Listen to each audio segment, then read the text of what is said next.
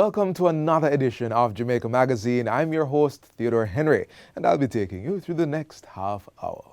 We continue our mission to inform you on government's plans, policies, and programs, and we start things off with the news.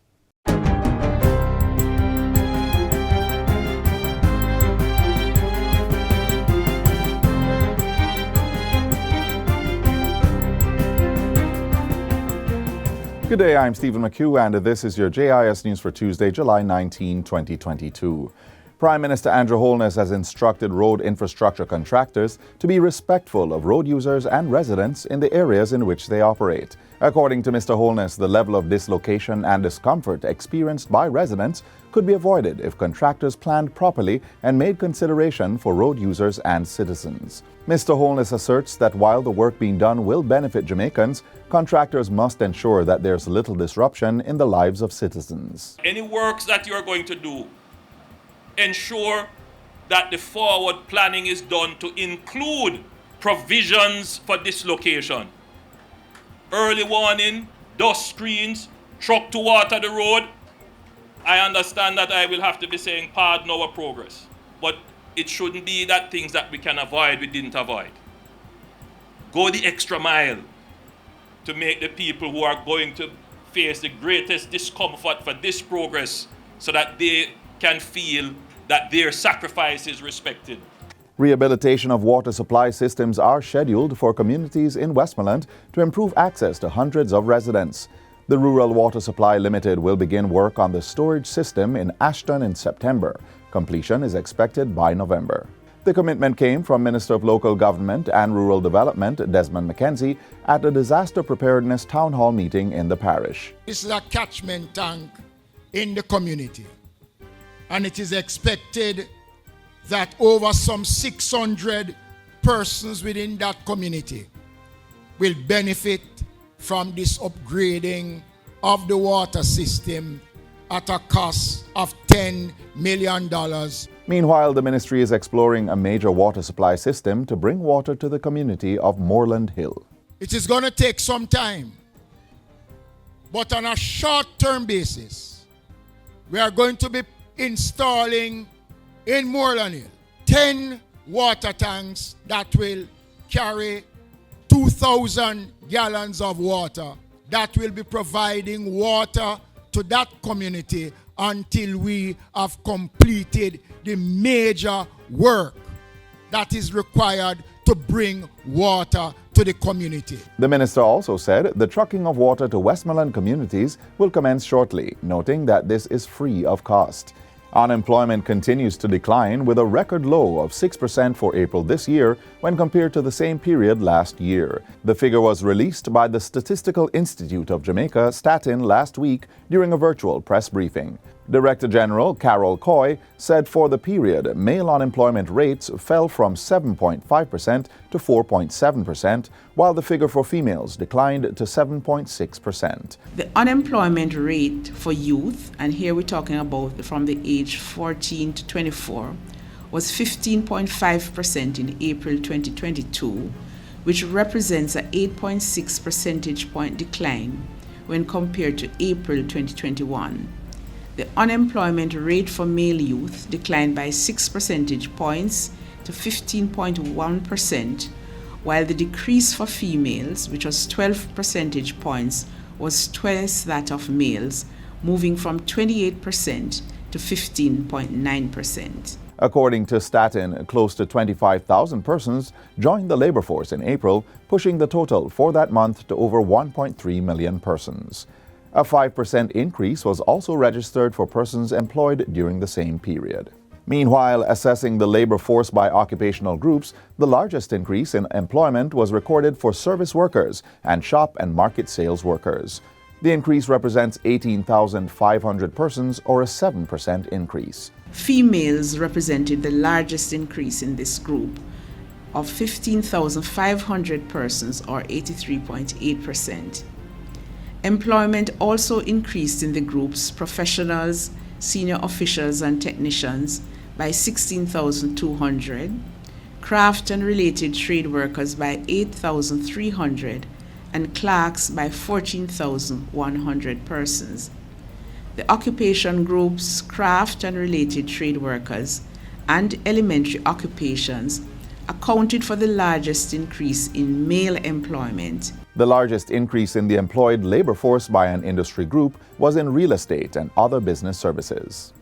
The recently launched Science and Technology Extraordinaires Recognition Program will be used by government to strengthen the country's science, technology, engineering, and math STEM industry. Executive Director at the Scientific Research Council, SRC, Dr. Chara Watson, says the program is designed to increase the interest and encourage greater participation by young people in these areas. This extraordinary platform will be used as an instrument to foster an environment that will nurture the intellect of our students in STEM education careers, towards reducing or removing existing barriers as well as the gender gap that exists.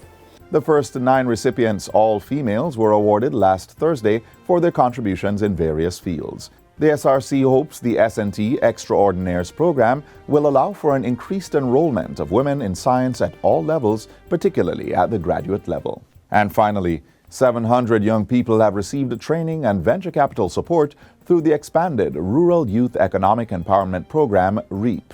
Participants also received advanced training in business development and management, a startup grant of $50,000, and up to 6 months of business coaching. The information is documented in the Planning Institute of Jamaica's 2021 Economic and Social Survey, Jamaica. The survey noted that as at December last year, 596 new agribusiness ventures led by youth were established and are operational. In addition, the Ministry of Agriculture and Fisheries has commenced its provision of access to arable lands for youth in agriculture. 25%, or approximately 474.3 hectares of available lands, are earmarked for eligible youths. REAP is being managed by the Jamaica 4-H clubs. And that's it for JIS News Today. I'm Stephen McHugh. Thanks for watching.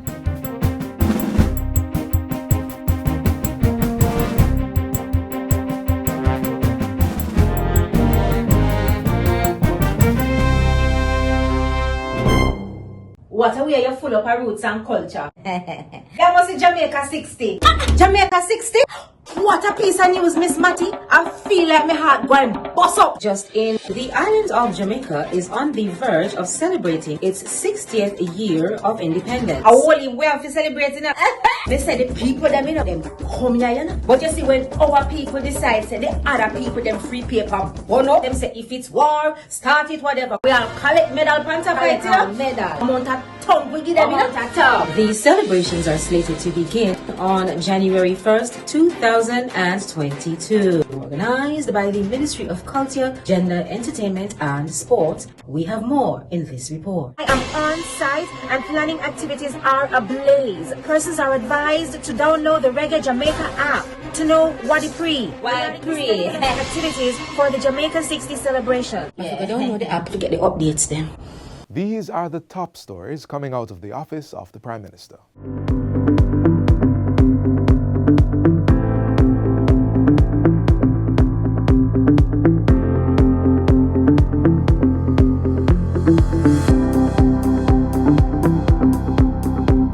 Prime Minister launches Public Sector Service Excellence Policy, accepts electric vehicles for government trial program, and breaks ground for Montego Bay Perimeter Road project. You're watching Jamaica House Weekly. I'm Anthony Morgan. Thanks for watching.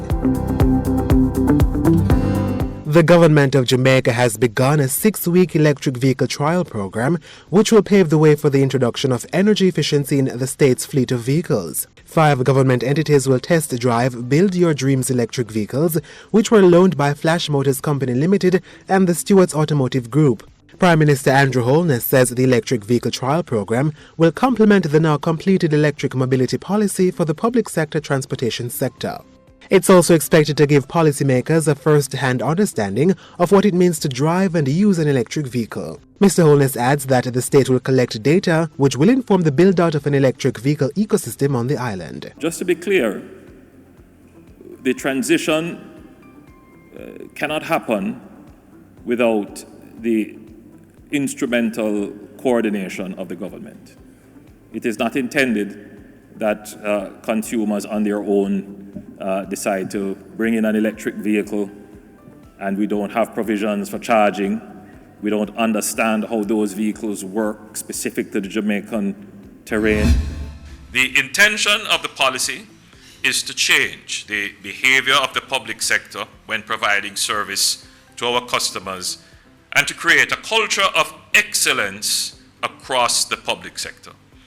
We need to meet and indeed exceed the public's expectation. Prime Minister Andrew Holness Wednesday as he launched the Service Excellence Policy for the public sector. The policy will now govern the public sector's service delivery and measure performance. Mr. Holness urged ministries, agencies and departments of government to become customer-focused, set high-performance standards, improve capacity, promote excellence, all while maintaining effective systems of management and accountability. While calling on public sector workers to show empathy when dealing with customers, the Prime Minister urged them to see the link between their productivity and government's ability to pay fair wages. Improved efficiency and service means improved productivity, which means a positive impact on the growth of our economy, which means more jobs, which means our citizens prosper. And when our citizens prosper, we all benefit.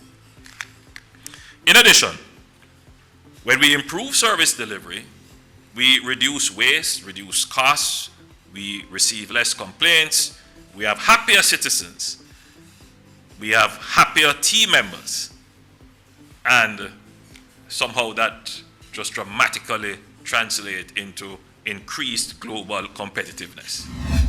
By Thursday, the Prime Minister was in eastern Jamaica viewing the Harbour View to Port Antonio leg of the Southern Coastal Highway Improvement Project. He expressed satisfaction with the construction works, which are moving apace. Mr. Holness was, however, quick to point out that the National Works Agency has been instructed to make the necessary provisions to ease the level of discomfort being experienced by residents and road users. I know that they have increased their efforts to water the roads, to keep the dust down, to provide dust shields where possible, and to give access to persons who are living in close proximity to the construction work. I know as well that they have increased and indeed advanced the paving of roads because this will help. In one instance, a community has reached out to say that the new alignment will have significant economic and commercial dislocation for them. As best as possible, we are trying to accommodate that community, that is a community of Grand Spend. Prime Minister Holness says concerns about possible flooding due to the new road alignment are also being addressed with improved drainage. In the meantime, Mr. Holness says the roadway will create new opportunities for St. Thomas, including inflows of business process outsourcing and tourism-based companies. Residential and commercial infrastructure are also anticipated. This road is technically a development road. Yes, it will make it easier for traffic flowing through, but it is going to change St. Thomas for the better. It's going to give everybody more opportunities. While in eastern Jamaica, the Prime Minister also got a first-hand view of preparatory works being undertaken on the $6 billion Morant Bay Urban Centre. During Thursday's visit, Mr. Holness witnessed the start of demolition on the Goodyear Tire Factory. The Prime Minister says he is pleased to see work get underway. We have been very careful to put together a development project that is viable and sustainable and meaningful. The project is being spearheaded by the Factories Corporation of Jamaica, with construction to be done by China Harbour Engineering Company and funding coming from the National Commercial Bank and other financial institutions. When completed, the centre will accommodate the parish's municipal corporation, government entities, business process outsourcing companies, a university and other structures. An estimated 3,000 new jobs are expected to be created from the development. So far, interests have been expressed in occupying all the buildings and facilities planned for the centre. So I am certain that this project will be economically viable and that this project will become the centre of activity for the parish. By Friday, the Prime Minister was in Westmoreland to officially launch the annual Youth Summer Employment Programme YSEP. The program will provide jobs within the public sector for 6,000 youth over a 6-week period starting August 8. YSEP participants will be paid $10,000 weekly, with team leads receiving $11,000. Don't repeat the errors of past generations. You must be the generation of optimism, of hope, of positivity, the can-do and will-do generation of Jamaica. I'm here because I love you. And I want to see you all successful. And this government will continue to invest in your future. The YSCP is an initiative of the Ministry of Local Government and Rural Development, which has provided 27,500 jobs since its inception in 2017. More than 500 YSCP participants have since secured permanent employment in the public service. Prime Minister Holness hopped over to St. James Saturday to break ground for the $274 million Montego Bay Perimeter Road project. The project, which is part of the Jamaica 60 Legacy Program, will see to the building of the Montego Bay and Long Hill bypass roads, rehabilitation of the Barnett Street and West Green Avenue roadway, as well as the completion of a comprehensive drainage study for the second city. Mr. Holness said the project will drive economic recovery and stimulate growth in Western Jamaica. Your government is improving Jamaica's physical infrastructure and facilities such as roads, bridges, houses, ports, schools, hospitals, police stations, tourist establishments, water and sewer lines, among other areas crucial to national development, in improving and in many cases establishing critical digital infrastructure as well throughout our country. And that's it for Jamaica House Weekly. Be sure to join us next time for more of the news stories coming out of the office of the Prime Minister.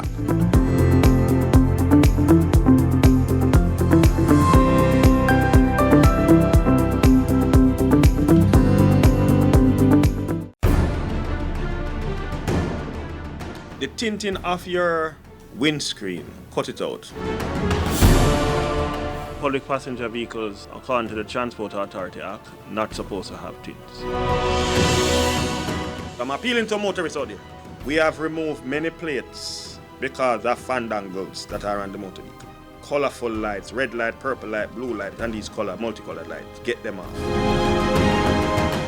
I've noticed some trends out there where there is different type of license plates on motor vehicles. Only the Jamaican issued driver's license plates are to be on the motor vehicles. Once you transport any passenger in a motor vehicle, ensure that they are buckled, whether they are on the front or they are on the back. The seatbelt gives people a fighting chance to survive the crash. Many people have died who never give themselves a fighting chance.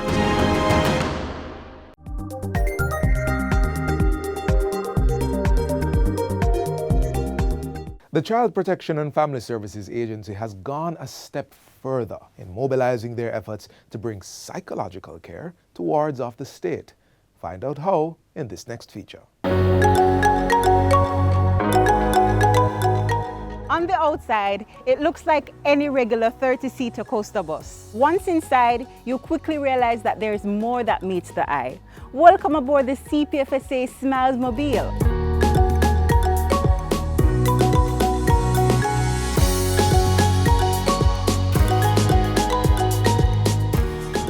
The Smiles Mobile is a retrofitted 30-seater coaster bus. On board we have 2 confidential counseling areas where both officers sit. We have refrigerator and microwave on board. We have a sink area for the kids to wash their hands. We have filing cabinets where we store our files. The main objective of the Smiles Mobile is to screen those children who fall within the child protection system. And so we carry out our screening and interventions right across the length and breadth of Jamaica. Today we've joined the CPFSA Mobile Mental Health Unit at one of their sessions at the Glen Hope Nursery in Kingston to witness how the Smiles Mobile provides a convenient and confidential safe space for these wards of the state. Welcome. Come on in and have a seat. Today we're going to be doing some coloring. The children love the bus. When we visit the facilities, they're very excited. As you can see, it's very colorful, it's child-friendly, it's air-conditioned, and so it's a lot of comfort for them. And we provide this safe space for them so they can come on and express themselves, and we provide the necessary interventions as well.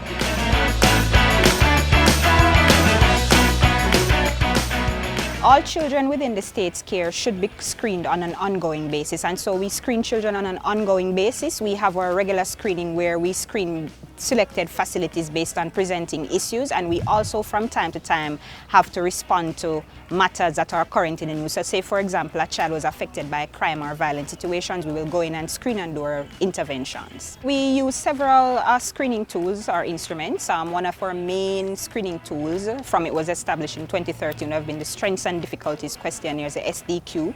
We also have an internally developed mental health screening tool, and this is a structured clinical interview that we do with each child. And we have several instruments from time to time to screen for anxiety, depression, and several other mental issues. Our interventions are informed by our screening results. And so from time to time, we may have to have interventions with the staff. We have psychoeducational interventions with staff, to enhance their capacity to deal with the children that we have. And sometimes we have individual interventions with the children on board, of course, and we also have group modality intervention. The Mobile Mental Health Unit currently uses 3 SMILES mobiles to provide therapeutic services to the 52 government and private childcare facilities across Jamaica.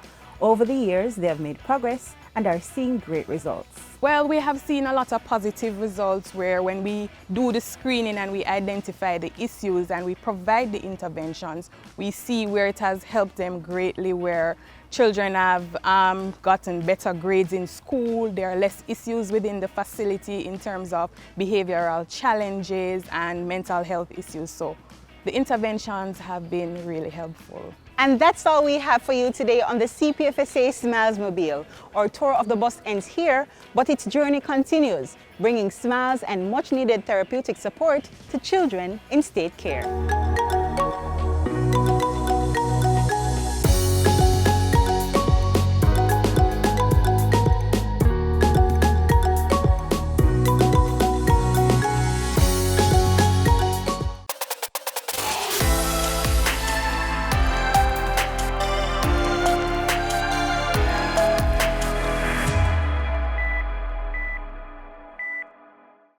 For a change of scenery or an escape from the heat of the summer, Hollywell Recreational Park is your perfect destination.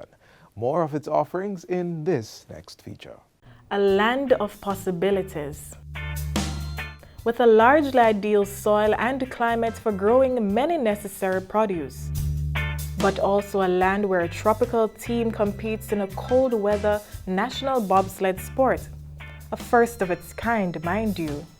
And above all, a land with a tropical climate. It's warm weather all year round, but with a slight variation between summer and winter, and some more variations in different parishes. This is Jamaica, and this is summer as cold as it gets in Jamaica. Jamaica is located just 18 degrees north of the equator, and over 8,000 kilometers from the North Pole. So you get the picture. It's not really that cold.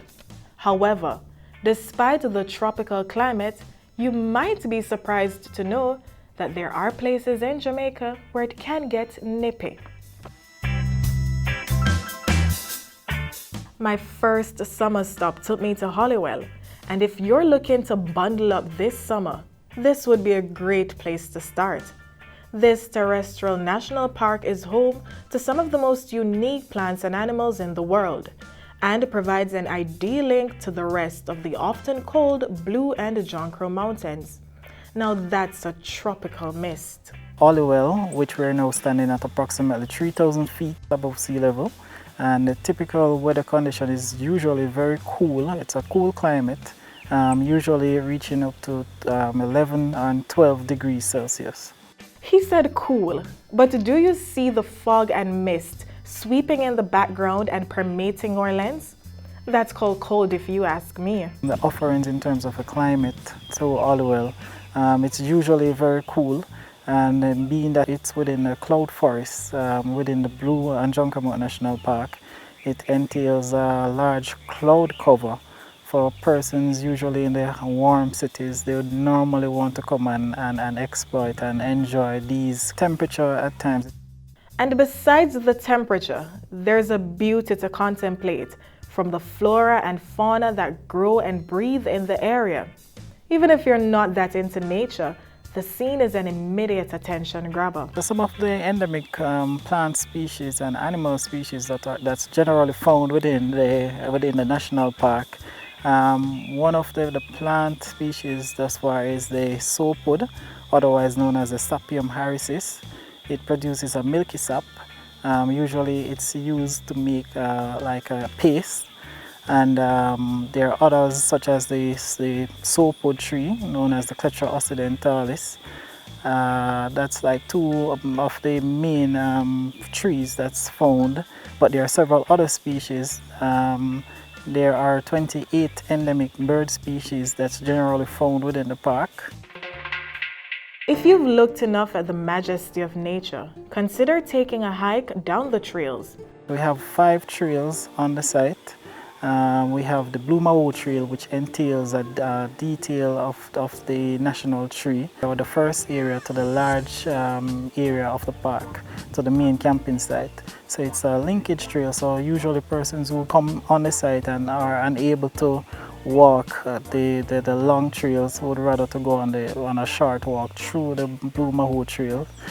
Now apart from that, we have a detailed trail which is known as the Oatley Mountain Trail. It entails several lookout platforms which gives the description of various plants and animal species that can be found within the area. Apart from that, we have a trail called the Sheltered Trail and the Wagwater Trail, which is the actual head of the Wagwater that goes all the way back into St. Mary. Well, I would say the most preferred trail by visitors would definitely be the Oatley Mountain Trail. One reason for that is that it is detailed, it is an interpretive trail. It has lookout platforms viewing different areas of Jamaica, and it also gives details to the exact location as to where you're traveling. And there's no need to leave the same day. Stay overnight and enjoy the panoramic view of the capital. And don't worry, a ranger station is there for your peace of mind. Here at Hollywell, we offer camping, cabins, and generally you come up on your picnic for the day. We have 3 cabins here inside Hollywell, so we have a 2 1-bedroom cabin and a 2-bedroom cabins. So if you don't want to use our cabins, or if we have no cabins available, you can also use our tents. So we have tents and tent site as well, so we have tents for rental, also cots, blow-up beds and all of that stuff. Oh, and there's even a jungle gym for the little ones. Hike or climb, you decide. A lot of people come to Hollywell and they say that Hollywell have a rich history with our ancestors. So a lot of times, from time to time, you find people come up just to relax, and enjoy and be one with the ancestors. So you see, despite our obvious tropical climate, if you're up for a chilly day or stay in the tropics, being high above sea level, then Hollywell may very well be your hideaway this summer.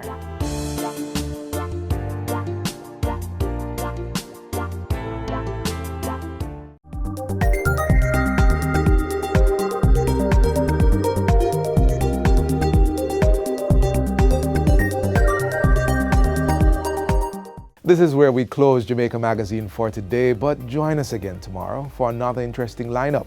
In the meantime, you can visit our website for stories and much more. From all of us here at the JIS, I'm Theodore Henry. Stay safe.